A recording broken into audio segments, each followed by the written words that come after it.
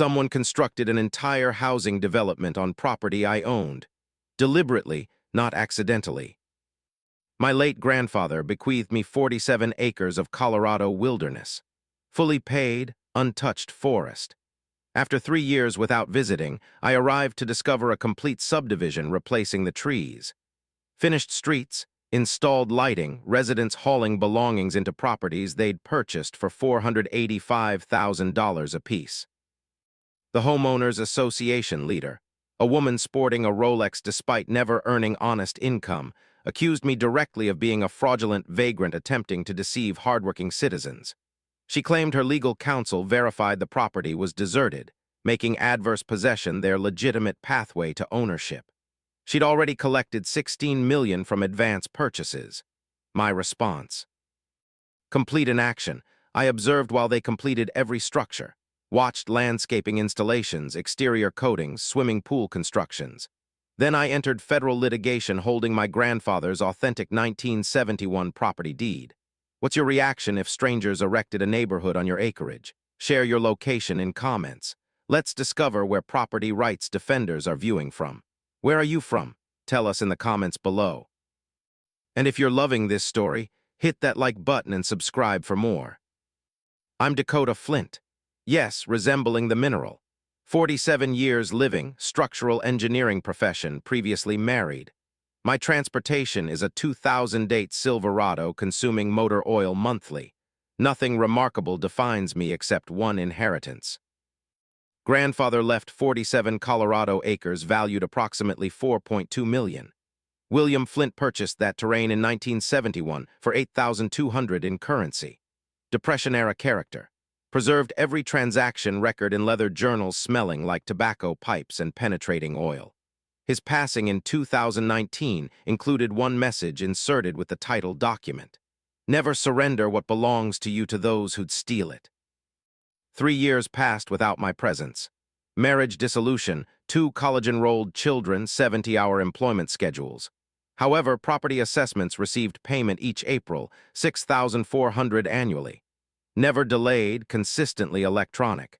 Documentation existed through email verification. August 2022 brought my delayed visit to distribute grandfather's remains. Departing Highway 36 toward the former fire access road, my abdomen dropped. Pine wilderness had vanished. Replacing it stood 96 Mediterranean stucco residences featuring decorative balconies and association-mandated neutral exterior paint. A carved stone entrance marker proclaimed Ridgeline Heights, a Whitmore luxury community. GPS verification occurred 4 separate times. Identical coordinates. This remained my property. The gatehouse security guard blocked my approach. Residents exclusively permitted. I declared ownership, displaying my cellular device containing deed photography. He responded with mockery. Certainly, friend, and my identity is Elon Musk. Reverse direction. Before argument commenced, a white Range Rover appeared. Exiting was Cassandra Whitmore, mid-50s, Botox treatments creating permanent mild astonishment, wearing white linen probably exceeding my monthly housing payment. She possessed that distinctive presence of someone never refused by anyone significant. "Difficulty, Ray?" she questioned the guard, ignoring my existence. "This individual professes development ownership." Cassandra eventually turned. Her vision scanned me: work footwear, Carhartt outerwear, calloused palms. I observed her mentally categorizing me under impoverished. "How delightful," she stated. "Dear, if construction employment interests you, most teams completed their labor hearing, but I'll accept your contact information." "Employment doesn't interest me. I'm the rightful proprietor. My grandfather, William Flint." "Ah," she extracted her cellular device, scrolling with groomed fingernails. "Our title examination company performed forensic investigation. This terrain experienced abandonment exceeding 3 years, which under Colorado Adverse Possession Regulation 38-41-101 means." "Nothing when assessments receive payment," I interrupted. Her expression sharpened dangerously. "That's precious. You possess sufficient knowledge for creating danger." She produced a professional card, gripping it between fingers like contaminated material. Brian Keir, our legal representative, will clarify why your assertion is, what's appropriate legal terminology, baseless. I accepted the card. How many residences sold? All 96. Pre-development transactions totaled 16 million. Families occupy by Thanksgiving. She delivered this like intimidation. This represents legitimate development properly authorized through Boulder County. Continued trespassing results in personal Sheriff Mitchell contact. We're substantial contributors to his department's equipment budget. Then something occurred, freezing my circulation. She extracted her device, photographing my registration plate. Just ensuring you don't return vandalizing anything, we maintain excellent surveillance recording. She approached closer. And believe me, sweetheart, individuals like yourself never triumph against individuals like us.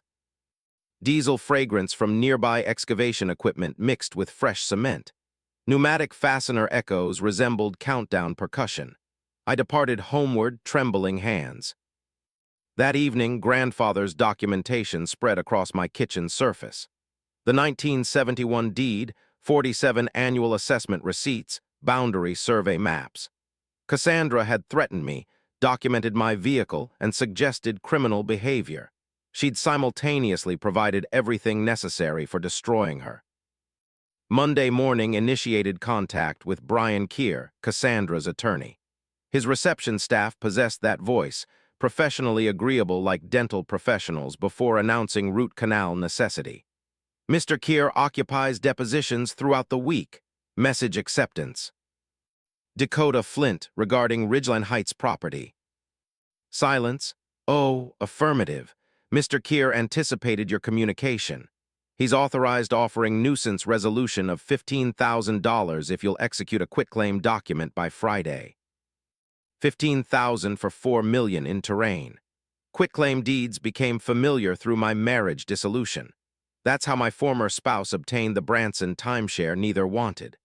Essentially, you're relinquishing all entitlements to something without anyone promising those entitlements actually exist. Legal equivalent of declaring surrender without caring about correctness. My divorce attorney had instructed never signing one unless absolutely certain you're abandoning nothing worthless. Inform Mr. Keir courtroom proceedings await, I stated, disconnecting before response opportunity. Genuine legal representation became necessary, not the professional handling my divorce for $2,200. I required the variety making other attorneys verify their malpractice coverage. My associate Marcus, civil engineering in Cheyenne, provided one designation, Lydia Chen. She defeated a railroad corporation in Wyoming adverse possession litigation so thoroughly they'd offered employment just stopping her. Consultation expense was $500. Credit card payment followed with prayers. Lydia's workspace smelled like aged leather and lemon furniture treatment, the fragrance costing money maintaining. She appeared approximately 60, gray hair in controlled arrangement, reading spectacles on beaded suspension. She absorbed my complete narrative without interruption, creating notes in handwriting so perfect it resembled typography. Presentation concluded, she positioned her writing instrument down. Display your assessment receipts. I extracted a folder thick enough causing injury. Electronic confirmations, financial institution statements, county archives, every April transaction since 2019, plus duplicates reaching grandfather's initial payment in 1971.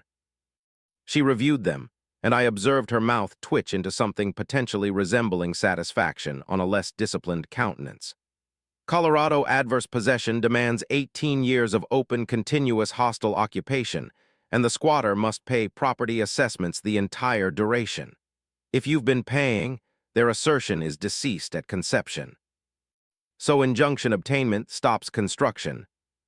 Possible, she closed the folder. But here's my alternative recommendation, and you'll consider me insane. Permit them finishing construction. I stared incredulously. What reasoning? If construction ceases now, Cassandra's corporation declares bankruptcy.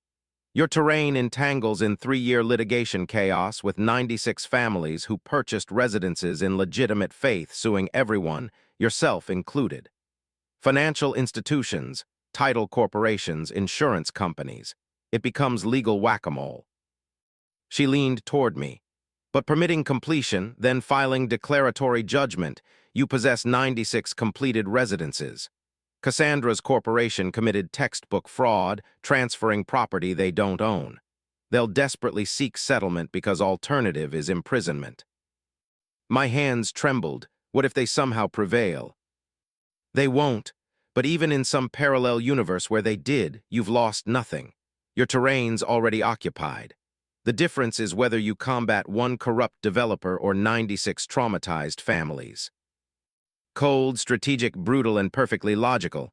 What's the cost? I questioned. 40,000 in legal expenses, possibly 50. But when we prevail, and we will, the court awards damages for trespass, unjust enrichment, fraud, and attorney's fees. You'll own the residences outright, sell them, rent them, or negotiate settlement worth millions. I possessed 12,000 in reserves. My Silverado required transmission work. My daughter's tuition payment approached January. I'll manage it, I heard myself declare. One final matter, Lydia's voice descended. Don't contact Cassandra, don't post on social platforms, don't inform anyone except your children and perhaps one trusted associate. In property litigation, surprise possesses more value than gold. I hired her that day, executing a retainer agreement causing stomach distress. September transitioned into October. I drove past Ridgeline Heights bi-weekly, positioning on public roadway with cellular camera operating. Carpenters swarmed like insects. Air smelled like sawdust and diesel combustion. Plumbers transported tubing coils. Electricians threaded wire through barriers. Every visit produced time-stamped photography. Cassandra noticed me during week 3. She initiated a telephone call. I could observe her from 200 yards distance, gesturing at my truck like I represented explosive material. 20 minutes later, a sheriff's vehicle positioned behind me. Deputy Torres, young officer, probably late 20s, with uncomfortable body language of someone caught between difficult situations and campaign donors. Sir, license required. I provided it. I'm on public roadway, officer. He returned to his vehicle, verified my registration, returned appearing he'd prefer alternative location. Mrs. Whitmore claims you've been harassing her, following her, taking photographs. I'm documenting construction on property I own. Verify Boulder County records. Parcel identification 5593248. Owner Dakota Flint. Torres shifted weight. Look, if property dispute exists, that's civil litigation, but she's filed formal complaint. If she contacts again claiming you're threatening her, I'll require action. Understand? Translation, she donates to sheriff's re-election funding. You don't. Understood, he departed. I continued photographing. By November, initial families relocated. Moving trucks blocking cul-de-sacs, children on scooters, pizza delivery fragrance mixing with fresh coating. I observed a couple transporting a crib into residence number 43. Watched another family planting a maple tree in their front yard. And I felt ill because these weren't villains. They were individuals who'd saved for down payments, who believed they were living the American dream. But Cassandra, she was about to learn that theft costs more than currency. Thanksgiving week, Cassandra transmitted me certified correspondence. I signed at the postal facility, and the clerk, a woman named Deb who'd known my grandfather, wrinkled her nose seeing the return address. Whitmore Development, LLC. That's the woman building those oversized houses on Old Mill Road, correct? She handed me the envelope. My sister attempted purchasing one. They wanted $485,000 for 1,800 square feet. Highway robbery. I opened it in my truck. Legal letterhead. Brian Keir's signature at bottom. 3 pages of dense legal terminology boiling down to cease trespassing or lawsuit for harassment follows. A photograph attached. My Silverado positioned on public road taken from inside the subdivision. Someone had circled my registration plate in red marker. Handwritten in the margin, document everything. I drove straight to Lydia's workspace. She read the correspondence, then started laughing. Not polite kind, but genuine deep laughter of someone just handed a gift. "They're documenting their own fraud," she stated, wiping her eyes. "Every letter they send, every photograph they take, every interaction, it's evidence they knew dispute existed and kept building anyway. This is beautiful." "Doesn't feel beautiful. Feels like I'm being stalked." "You are, but here's your action. Nothing. Let them waste currency on legal threats. Let them generate evidence. We'll file in January, right after holidays when everyone's distracted." She extracted a yellow legal pad. "Meanwhile, I need everything about Cassandra Whitmore. Property records, business filings, tax liens, anything public. I want to know who's financing this development." I spent the next 2 weeks becoming amateur detective. Turns out when you're an engineer, you know how to read plats, survey maps, and permit applications. I started with Boulder County's online records. Whitmore Development LLC was registered in Delaware. Always a warning sign. Delaware corporations are like offshore financial accounts for individuals wanting to hide things, with Cassandra as sole managing member. But financing came from Ridgeline Capital Group, a Denver-based investment firm. I dug deeper. Ridgeline Capital was owned by 3 partners, and one was married to Cassandra. His name was Preston Whitmore, a real estate developer who'd been sued twice for construction defects and once for defrauding investors in a failed resort project. The cases had been settled quietly, records sealed. So this wasn't just Cassandra's scam. It was a family business. I found more. The Boulder County permits listed the land as formerly tax delinquent, acquired via adverse possession claim filed March 2022. But here's the thing about adverse possession: you can't just claim it. You have to prove it in court first, get a judgment, then record that judgment before you can sell property. They'd skipped that step. They'd filed a claim, then immediately started transferring lots as if the claim had been granted. That's fraud, premeditated documented fraud. I sent everything to Lydia in encrypted email, because by now I'd learned that developers like the Whitmores have methods for making people's lives difficult. She called me an hour later. "Dakota, this is better than I thought. Preston Whitmore has a pattern. If we can prove he knew about your ownership and proceeded anyway, this becomes criminal fraud, not just civil trespass." "How do we prove that?" "Let me worry about that. You just keep your head down." But keeping my head down got harder when Cassandra escalated. December 3rd, I got a call from Boulder County Code Enforcement. A man named Rick Paulson, who sounded tired in the way government workers do when they're handling their 50th complaint of the day. "Mr. Flint, we've received a report that you're operating an illegal dumping site on parcel 559322408. "What? I don't even live there." "The complaint says there are piles of construction debris, old vehicles, and possible hazardous waste. I'm required to inspect. If violations are confirmed, you'll face fines starting at $500 per day." I drove up that afternoon with my phone recording. The property was pristine, well, except for the 96 houses Cassandra had illegally built. No debris, no vehicles, nothing. Rick Paulson met me at the entrance, clipboard in hand. He was about 50, sunburned, wearing a county vest. He walked the perimeter, checked behind the houses, took photos.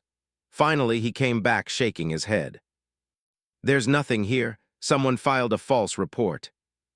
"Who filed it?" He checked his notes. "Anonymous tip, but it came through Mrs. Whitmore's office as a concerned citizen complaint." So she's trying to get me fined for violations that don't exist on land she's currently occupying. Rick looked at me for a long moment. "Off the record, I've inspected 6 Whitmore projects. Every single one had complaints filed against neighboring landowners right before construction permits were approved. It's a pattern." He handed me his card. "If you need a witness statement, call me." I drove home with that card in my pocket and rage in my chest. Cassandra wasn't just stealing my land. She was trying to bury me in bureaucratic quicksand while she finished construction. But what she didn't know, what nobody knew except Lydia, was that every move she made was digging her grave deeper. By Christmas, 84 houses were occupied. Families hung lights, kids built snowmen, and I had a court date scheduled for January 12th. January 4th, 8 days before my court date, I got a text from my daughter Emma at 11. "Dad, did you get arrested? Someone posted on social media that you're harassing families in a neighborhood. It has 300 shares." My stomach dropped. I opened the platform, which I hadn't used since my divorce, and found the post immediately. It was pinned at the top of the Boulder County Community Watch group, written by Cassandra herself. "Alert, local man Dakota Flint has been stalking our family-friendly Ridgeline Heights community, taking photos of children, making residents feel unsafe. He claims to own our neighborhood despite clear legal title. Boulder County Sheriff's aware. Please report any sightings. Protect your families." The comments were a dumpster fire. People calling me a predator, suggesting I belonged on a registry. Someone posted a photo of my Silverado with the license plate visible. Captioned, "This is his truck. Stay safe, everyone." My hands were shaking so hard I could barely type. I called Lydia. She answered on the first ring. "I saw it. Don't respond. Don't comment. Don't defend yourself." "She's calling me a pedophile, Lydia. My daughter's crying. My son called asking if I'm going to jail." "I know, and it's defamation, and we're adding it to the lawsuit. But if you engage, you look guilty. Let me handle this." Her voice softened. "Dakota, this is what desperate people do. She knows we filed. She knows her attorney's seen evidence. This is a Hail Mary to discredit you before trial." "It's working. I've gotten 12 messages from people I went to high school with asking what's going on." "Good, screenshot everything. Every share, every comment, every message. It's all evidence of malice." I spent the next 3 hours documenting the post spread. By midnight, it had 847 shares. Someone had created a hashtag Stop Dakota Flint. I didn't sleep. The next morning, my boss called me into his office. Martin's a good guy, ex-Navy, ran the structural engineering firm where I'd worked for 14 years. He closed the door, which is never a good sign. "Dakota, I got a call this morning from a potential client. They searched our firm online and found a situation with your name attached." My chest tightened, the social media post. "Yeah," he rubbed his face. "Look, I know you're solid, but this client's a school district and they're nervous about optics. They specifically asked if you'd be on the project." "And you told them no." "I told them you're on personal leave pending resolution of a legal matter, which effective today you are." He pulled out an envelope. "Paid leave 2 weeks. If this gets resolved, you're back immediately. If it doesn't," he didn't finish. I took the envelope, understood. Walking to my truck, I passed Jenny from accounting. She'd always been friendly, brought cookies at Christmas, asked about my kids. She saw me coming and literally crossed to the other side of the parking lot. That's when I understood what Cassandra was doing. She wasn't just attacking my legal claim. She was attacking my life, my reputation, my job, my ability to exist in my own community. I sat in my truck and called Lydia again. "They're destroying me," I said. "I just got put on leave. People are crossing the street to avoid me." "I'm filing an emergency motion for a temporary restraining order against Cassandra. Defamation, intentional infliction of emotional distress, interference with business relations. We'll have a hearing Monday." She paused. "But Dakota, you need to understand something. This gets worse before it gets better. If you want to walk away, I'll negotiate a settlement. You'll get something, maybe $500,000. You can move, start over." I thought about Grandpa's note. Never surrender what belongs to you to those who'd steal it. "No," I said, "we finish this. Then buckle up because they're going to hit harder." She was right. January 7th, someone spray-painted pervert on my garage door. I filed a police report. The responding officer, not Torres, someone older named Patterson, took photos with the enthusiasm of a man filling out a DMV form. "Any idea who did this?" "Check the social media post going around. Probably someone who believed it." He wrote something down. "We'll increase patrols in your area." That night, I slept with a baseball bat next to my bed. January 9th, 3 days before court, my daughter Emma called crying.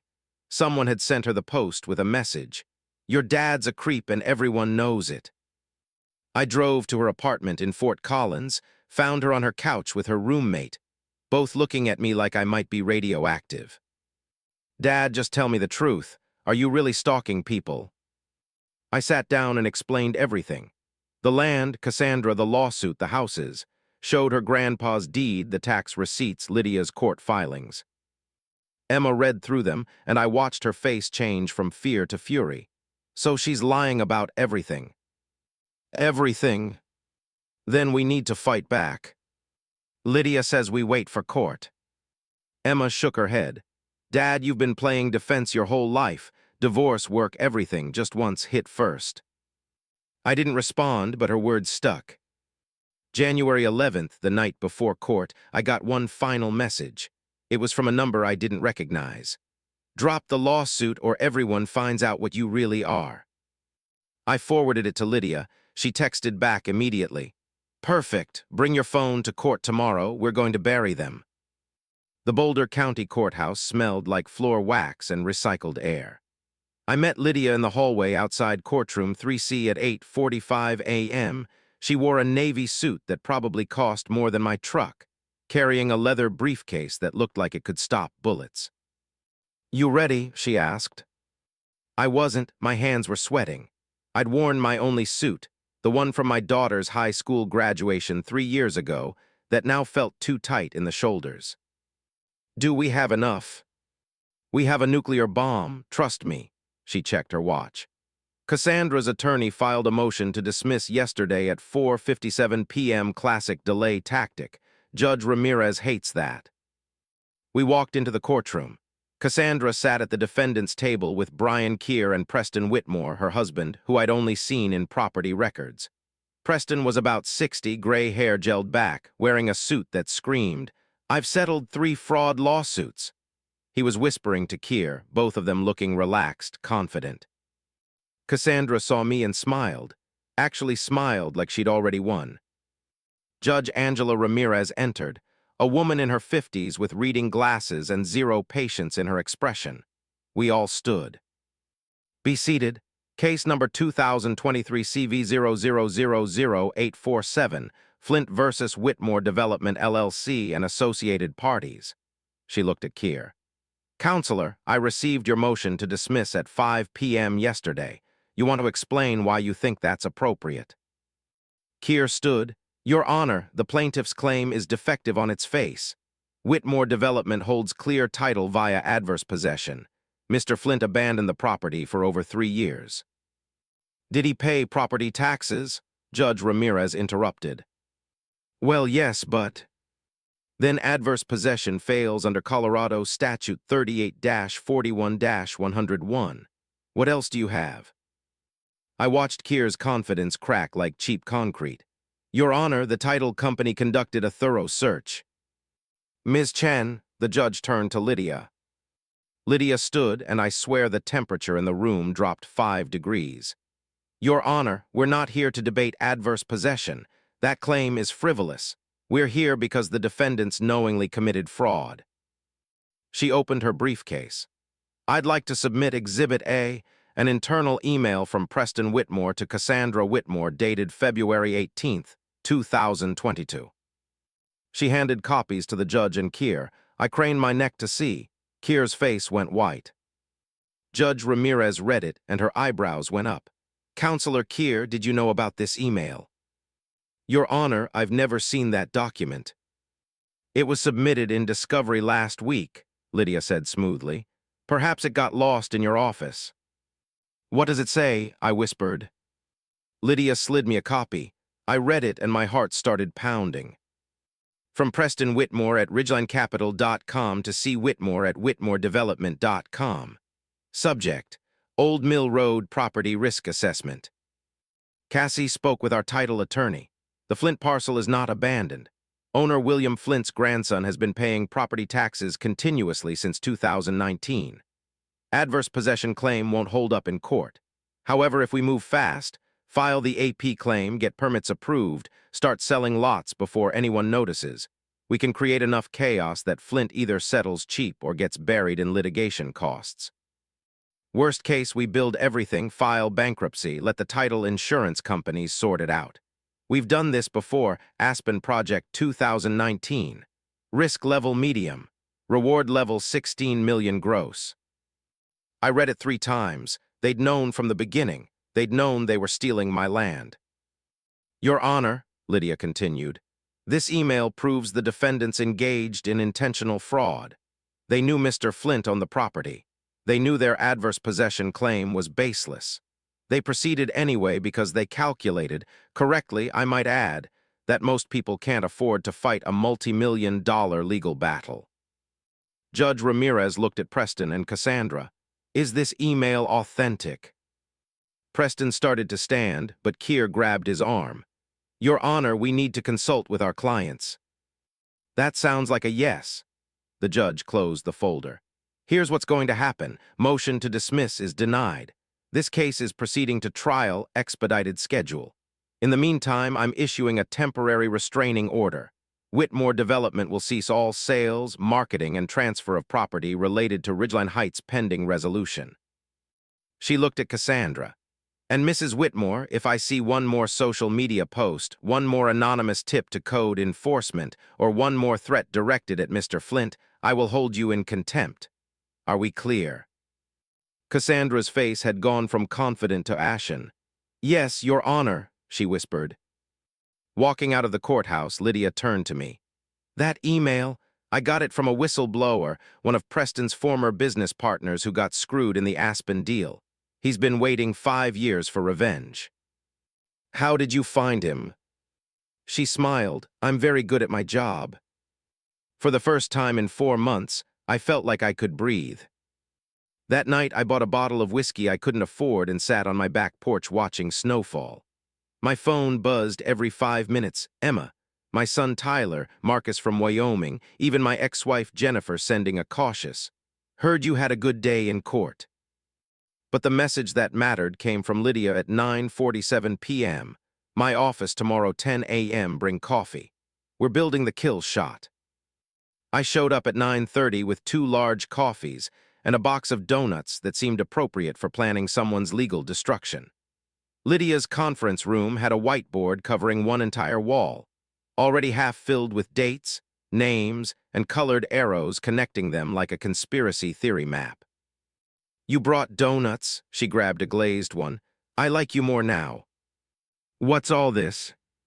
This, she said, tapping the board with a marker, is how we turn your property dispute into a criminal referral.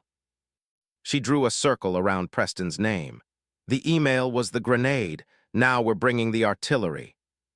She'd spent the previous evening with her paralegal tracking down every project the Whitmores had touched in the last decade.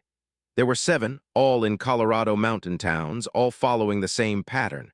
Find land with unclear title or elderly owners. File aggressive claims. Build fast. Sell faster. Let insurance companies clean up the mess.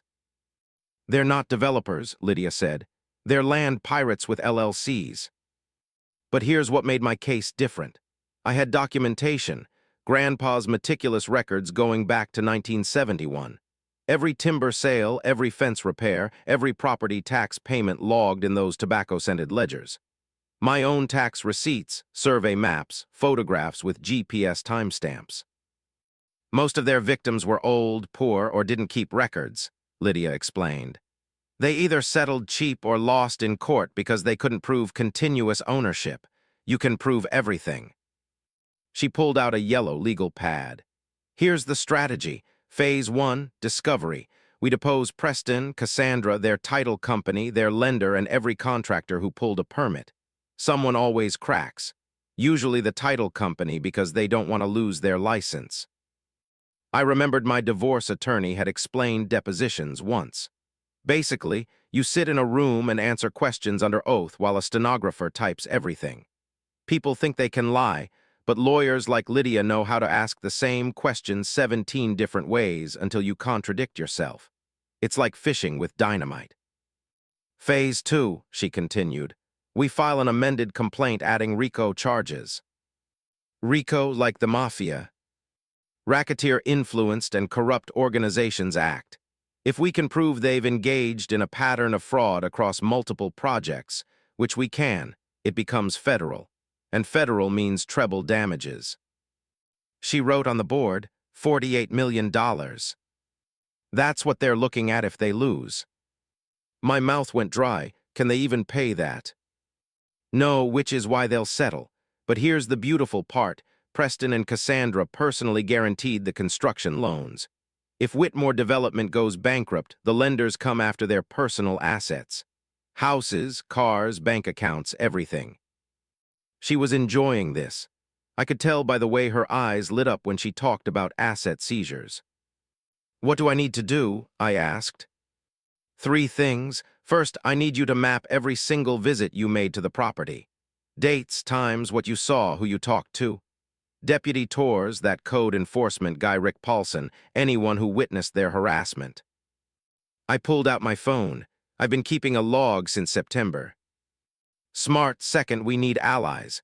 Anyone in the community who's been hurt by the Whitmores, former employees, neighbors, contractors who didn't get paid. I want a list. I thought about Rick Paulson's comment. I've inspected 6 Whitmore projects. Every single one had complaints filed against neighboring landowners. I know where to start, I said. Third, Lydia leaned forward. This goes public, not social media. That's Cassandra's playground. We're talking local news. I have a contact at Channel 9 Denver who loves corporate fraud stories. Woman named Patricia Hughes, investigative reporter. She's won 2 Emmys for taking down a slumlord and a crooked county commissioner. You want me on TV? I want us on TV. You, me, and every family who bought a house in Ridgeline Heights thinking they were getting the American dream. Because here's the thing, Dakota, those 96 families, they're not the enemy. They're victims, same as you. When this is over, they'll own their homes free and clear, and Cassandra will own nothing but legal bills. She handed me a folder. This is the deposition schedule. Preston goes first next Thursday. Cassandra the week after. You need to be there for both. I want them to see your face when they're forced to tell the truth. I opened the folder, saw the dates, the locations, the list of questions Lydia planned to ask. It read like a murder weapon. When this is over, I said, how much will I owe you? Less than you think, because when we win, the court awards attorney's fees. The Whitmores will pay me all $60,000. She smiled. That's the beautiful thing about fraud cases. The guilty party pays everyone's bills. I left her office at noon with a plan, a purpose, and for the first time since August, a sense that justice wasn't just a word people said when they meant revenge. It was something you built carefully, methodically, with receipts. Preston Whitmore's deposition was scheduled for January 18th at 9 a.m. in a glass-walled conference room on the 14th floor of a Denver office building. Through the windows, you could see the Rockies, snow-covered peaks glowing in the morning sun, indifferent to the carnage about to happen inside. Preston arrived in a charcoal suit with his own attorney, a woman named Diane Kelso, who had the sharp, predatory look of someone who bills $800 an hour. He didn't look at me, not once. The court reporter, a tiny woman with a stenograph machine that clicked like nervous insects, swore him in. Lydia started gentle, name, address, occupation. Preston answered in a bored monotone like he'd done this 100 times, probably had. Mr. Whitmore, do you recognize this email? Lydia slid a copy across the table. The February 18th smoking gun. Preston glanced at it. I do. Did you write it? Yes. So you knew in February of 2022 that Dakota Flint was the legal owner of the old Mill Road property. Diane Kelso leaned forward. Don't answer that. Lydia smiled. Your Honor granted a discovery order he has to answer. Preston shifted. I knew someone named Flint was listed in county records, but our title company advised us the property was effectively abandoned under. Which title company? Rocky Mountain Title Group. Lydia made a note. I watched Preston's jaw tighten. He knew what was coming. She was going to depose the title company next, and they'd either confirm his lie or throw him under the bus to save their license. She asked 50 more questions, each one tightening the noose.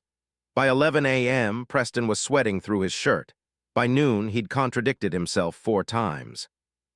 When Lydia finally said, No further questions. He practically sprinted out of the room. Diane Kelso stayed behind. She looked at Lydia with something like professional respect. Your client should settle, she said quietly. Your client should have thought of that before committing fraud. Name a number. Lydia closed her notebook. 10 million. Plus he resigns from every corporate board, dissolves Ridgeline Capital, and personally finances the transfer of all 96 homes to their current residents at cost. Oh, and a written apology. Diane laughed, short and bitter. He'll never agree to that. Then we'll see him in trial, and I'll bring Channel 9 with me. 2 days later, the escalation I'd been dreading finally came. I got a call from Tyler, my son. At 6 p.m., he was 23, working as a line cook in Fort Collins while finishing his culinary degree. His voice was shaking. Dad, someone came to the restaurant. My blood went cold. What happened? This guy in a suit said he was a private investigator looking into you. Asked my manager if I was reliable, if you'd ever been violent, if there were incidents he should know about. Tyler's breathing was ragged. Dad, my manager pulled me aside after and asked if there's something I need to tell him. I could lose my job. I closed my eyes. What was the investigator's name? He gave me a card. Thomas Brennan, Apex Investigations. I wrote it down. Tyler, listen to me. Don't talk to him again. If he comes back, tell him to contact my attorney. I'll handle this. After we hung up, I called Lydia, got her voicemail, left a message that probably sounded unhinged. She called back at 8 p.m. I know, they hired a pie to dig up dirt. It's textbook intimidation. He went to my son's workplace. He's trying to get Tyler fired. And it's witness tampering, which is a felony. Her voice was ice. Forward me that business card photo. I'm filing an emergency motion tomorrow morning. But the hits kept coming. January 23rd, I got an email from the IRS. Notice of audit. They were reviewing my tax returns from the past 3 years, citing irregularities reported by a third party. There were no irregularities. I was a W-2 employee with simple taxes. This was harassment, pure and simple. I forwarded it to Lydia. She called immediately. They're burning bridges now. This is what happens when rich people panic. They throw money at problems until the problems go away. It's working. I can't afford an IRS audit on top of everything else. You won't have to. The IRS complaint is anonymous, but we can subpoena Apex Investigations' client records. If we prove the Whitmores filed a false IRS report, that's another felony. She paused. Dakota, they're making mistakes. Desperate people always do. January 25th, the mistakes got worse. Someone leaked the Ridgeline Heights sales contracts to a Boulder real estate blog. All 96 contracts showing that buyers had paid between $450,000 and $530,000 for homes built on disputed land. The blog's headline, Luxury Developer Sold Homes on Stolen Property. Buyers may lose everything. My phone exploded. Emails from panicked homeowners. A woman named Sarah Chen called me crying. She'd used her entire life savings for the down payment on house number 67, and now her title insurance company was refusing to cover the claim because of the fraud allegations. Mr. Flint, please, I have 2 kids. We moved here from California. This is supposed to be our forever home. I didn't know what to say. I'm not trying to take your house. I'm trying to stop the people who stole from both of us. But what happens if you win? Do we get evicted? No, you'll own your home. The developer will pay for it. And if they can't? I had no answer for that. That night, Lydia called with news. Channel 9 wants to interview you. Patricia Hughes, the investigative reporter. She's doing a segment on predatory land developers. It airs February 2nd, 1 week before trial. What do I say? The truth, that you're fighting for your grandfather's legacy, that you're not the enemy, the Whitmores are, and that every family in Ridgeline Heights deserves to keep their home. I thought about Sarah Chen's voice breaking on the phone. Set it up, I said. The Channel 9 interview was scheduled for January 30th at my house. Patricia Hughes arrived at 2 p.m. with a cameraman named Steve, and enough lighting equipment to film a Marvel movie. Patricia was mid-40s, gray-streaked hair and a practical ponytail, wearing jeans and a blazer that said, "I'm professional, but I've climbed through dumpsters for a story." She shook my hand. "Mr. Flint, I've been covering real estate fraud for 12 years. Your case is the most brazen thing I've ever seen."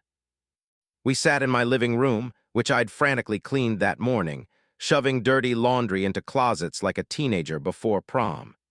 Steve positioned lights while Patricia reviewed her notes. "I'm going to ask about your grandfather, the property, and what happened when you discovered the development. Just talk to me, not the camera. We'll edit later." The interview lasted 90 minutes. I told her everything: Grandpa's ledgers, Cassandra's contempt, the social media smear campaign, Preston's email, the families caught in the middle. Patricia's questions were sharp but fair. She made me feel like I was talking to a friend, not performing for an audience. At the end, she turned off the camera.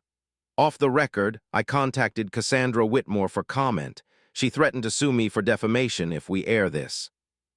"Will you still run it?" Patricia smiled. "Absolutely, threats mean I'm onto something." The segment aired February 2nd at 6 p.m. I watched it alone in my living room with a beer I was too nervous to drink.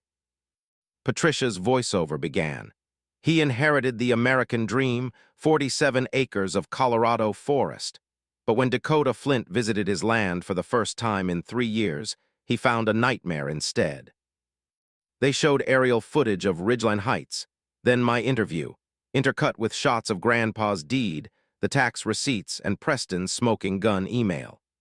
Patricia had obtained county permit records showing the Whitmores had fast-tracked approvals by donating $50,000 to the county commissioner's reelection fund. The piece ended with me saying, "I'm not trying to hurt the families who bought these homes. They're victims too. But if we let people like the Whitmores get away with this, what's the point of property rights? What's the point of laws?" My phone exploded before the segment even finished. Emma called, crying proud tears this time. Marcus texted, "You just became a folk hero." Even my boss, Martin, sent an email. "Come back to work Monday. We're proud to have you." But the message that mattered came at 7:15 p.m. from a blocked number. "You just made the biggest mistake of your life." I forwarded it to Lydia.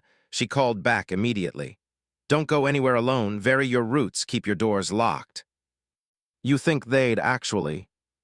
"I think they're looking at 10 years in federal prison and financial ruin. People do stupid things when they're cornered." She was right to worry. February 4th, 2 days after the broadcast, I came home from grocery shopping to find my front door ajar. I'd locked it, I was certain. I stood on the porch, heart hammering, and called 911. Deputy Torres arrived first, this time with backup. They cleared the house room by room. Nothing was stolen, but someone had been inside. On my kitchen table sat a single sheet of paper with 5 words printed in block letters: "Drop it or lose everything." Torres bagged it as evidence. "We'll check for prints, but if they were smart, they wore gloves." "This is the Whitmores," I said. "They broke into my house." "Can you prove that?" I couldn't, but 2 hours later, my neighbor Carol knocked on my door. She was 70, a retired librarian who'd lived on my street for 40 years and noticed everything. "Dakota, I saw a black Audi SUV parked across the street yesterday around noon. Man in a suit got out, walked up your driveway, then came back 10 minutes later. I thought he was a salesman." "Did you see his face?" "No, but I got the license plate. Seemed odd, so I wrote it down." She handed me a sticky note with Colorado plate number KLM 4892. I gave it to Torres. He ran it. The vehicle was registered to Apex Investigations, Thomas Brennan's company. "That's the pie who harassed my son," I said. Torres looked uncomfortable. "Breaking and entering is a felony, but proving he did it versus just walking up to your door is tough without video." "So they just get away with it?" "I'll file a report. Detective will follow up. But Mr. Flint, you should consider staying somewhere else until this is over." I spent that night at Emma's apartment in Fort Collins, slept on her couch with my phone charging next to me, and the baseball bat leaning against the wall. February 6th, 3 days before trial, Lydia called with an update. The title company flipped. Rocky Mountain Title is cooperating with our investigation. They're admitting they knew the adverse possession claim was shaky, but approved it anyway because Preston paid them $45,000 under the table. They're giving us everything: emails, payment records, recorded phone calls. So we have them. We have them. But Dakota, Cassandra, knows it too. Her attorney called this morning begging for a settlement conference. What did you say? I said we'll see them in court. The silence on the line felt heavy. 3 more days, Lydia said. Stay safe, stay quiet, and get ready to watch everything burn. I hung up and stared out Emma's apartment window at the snow falling on Fort Collins. Somewhere out there, Cassandra and Preston were planning their last desperate move. I just hoped I'd see it coming. February 9th, trial day. I put on the same suit I'd worn to the first hearing, still too tight in the shoulders, and drove to Boulder with Emma riding shotgun. She'd insisted on coming, said I needed family there. Tyler had wanted to come too, but he couldn't afford to miss work. Not after the pie incident nearly cost him his job. The courthouse parking lot was chaos. 2 news vans, Channel 9 and a local Boulder station, had cameras set up on the steps. Patricia Hughes spotted me and waved, but I kept my head down. Lydia had been clear, no media comments before trial. Inside, courtroom 3C was packed. All 96 families from Ridgeline Heights had received notices about the trial, and at least 40 of them had shown up. I recognized Sarah Chen sitting 3 rows back, the woman who'd called me crying about her forever home. She looked at me with an expression I couldn't read, hope maybe, or terror that she'd lose everything. Cassandra and Preston sat at the defense table with their attorneys, Brian Keir and Diane Kelso, plus 2 more lawyers I didn't recognize. They'd brought in reinforcements. Cassandra wore a cream-colored suit that probably cost $5,000. Her face was perfectly composed, but I could see her hands shaking when she reached for her water glass. Judge Ramirez entered. We all stood. Before we begin, the judge said, looking over her reading glasses at the packed gallery, I want to make something clear. This is a court of law, not a circus. Anyone who disrupts proceedings will be removed. Understood. Murmurs of agreement. Ms. Chen, opening statement. Lydia stood and the room went silent. She didn't need a microphone. Her voice carried like thunder across water. Your Honor, this case is about theft.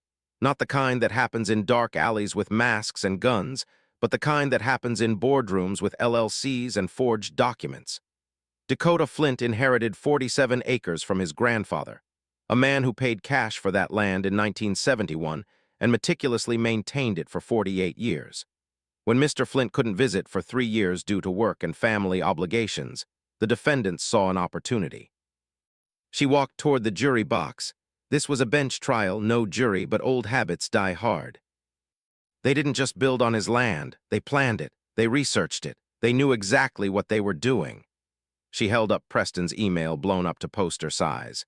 This email, written by Preston Whitmore, proves they knew Dakota Flint was the legal owner.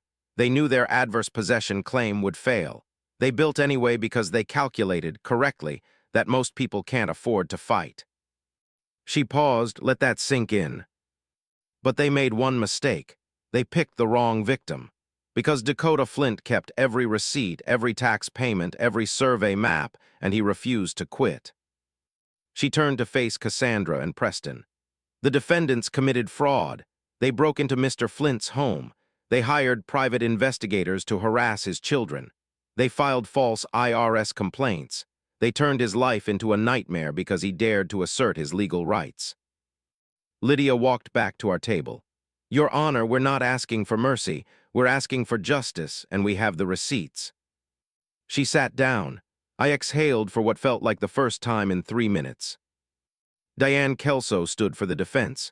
She tried, I'll give her that, argued that the title company had made an honest mistake, that Preston's email was taken out of context, that adverse possession law is complex and often misunderstood. But Judge Ramirez wasn't buying it. I could see it in her face, the narrowed eyes, the tight line of her mouth. The trial lasted 7 hours. Lydia called witnesses. The title company representative who admitted taking a bribe, Rick Paulson from Code Enforcement who testified about the pattern of false complaints, Deputy Torres who described the harassment campaign. She entered Grandpa's ledgers into evidence, those tobacco-scented pages that proved continuous ownership for 50 years. Preston took the stand.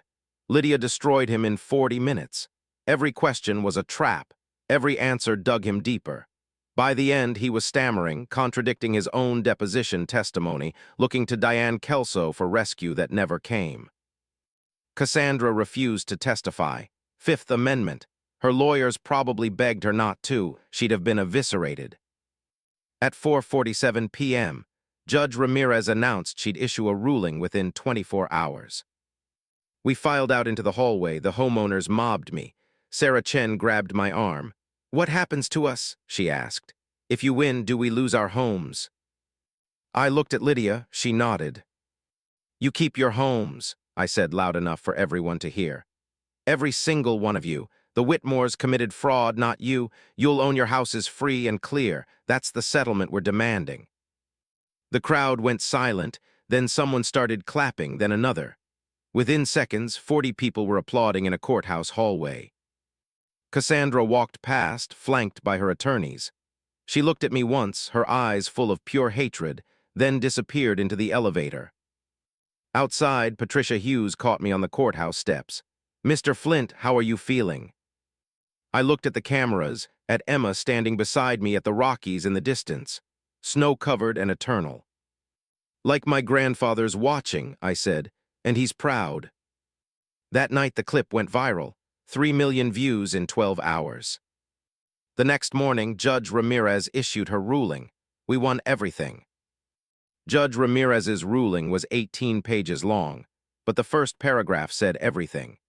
The defendants engaged in a calculated, systematic scheme to defraud Dakota Flint of his lawful property through false adverse possession claims, bribery of public officials, and intentional misrepresentation. Such conduct is reprehensible and will not be tolerated by this court. The order gave me full title to all 47 acres, including the 96 houses. It awarded me $4.2 million in damages for trespass, emotional distress, and loss of use. It required the Whitmores to pay Lydia's legal fees, $73,000, and it referred the case to the U.S. Attorney's Office for criminal prosecution. Cassandra and Preston were done. Ridgeline Capital dissolved within a week. Their personal assets, the Range Rover, the Aspen vacation home, Cassandra's jewelry collection went to auction to pay creditors. Preston was indicted on 6 federal fraud charges. Cassandra took a plea deal, 3 years probation, $500,000 restitution, and a lifetime ban from Colorado real estate development.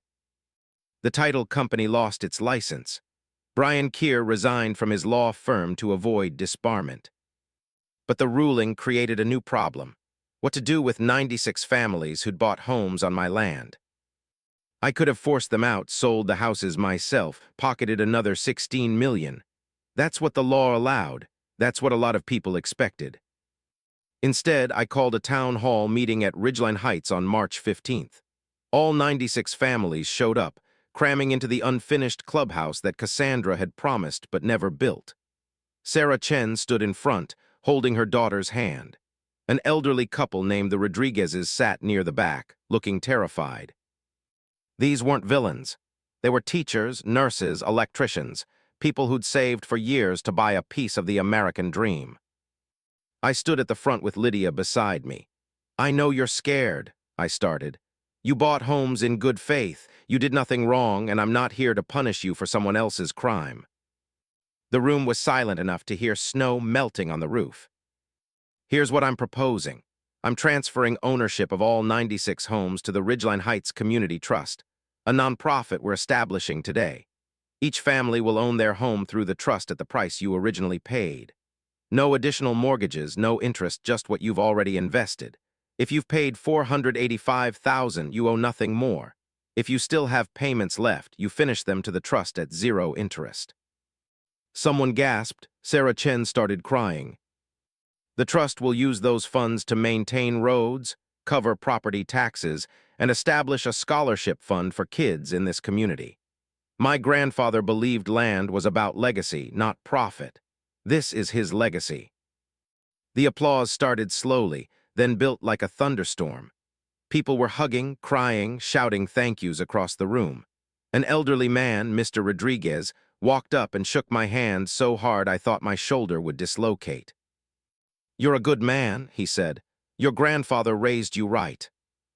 The scholarship fund launched in September, the William Flint Memorial Scholarship. $10,000 annually for a Colorado student studying engineering, forestry, or environmental science. Emma helped me set it up, said Grandpa would have loved that his ledgers full of timber sale records were now funding someone's education.